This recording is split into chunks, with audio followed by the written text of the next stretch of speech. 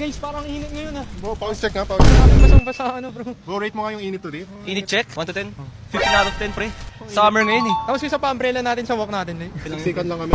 Bro, Grabe bro, pag gantong kainit, ano yung kinakrave niyo? Bro, malamang something cold, something drinkable. something masarap pero di nakakaumay. Something na may laman. Hey yo! Ito oh, mogo-mogo for you guys. Saka syempre meron ka rin. At saka syempre meron pa tayo for the viewers. Maraming flavors ah.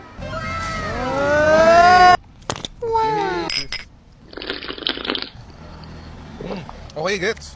Hindi lang siya drink eh. Oo nga, may muya, parang snack and drink combo. Tara, rest muna tayo sa walk natin. If you guys are doing your own walking challenge or if may craving kayo this summer sa heat na to, sobrang init. Ito na yun. We got lychee, strawberry, We got melon, coconut. We got grapes. and yeah, we got each other.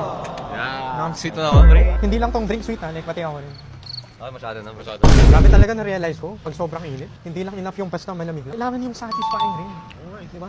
Try nga bro. Yung sa'yo bro, patry no? So sobrang refresh ko right now, pati yung bag ko, refresh na rin.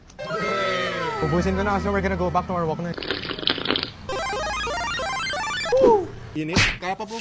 Tara, let's chew to skip the heat. Available in grocery stores and supermarkets near you. Let's go. Alright! Sinip!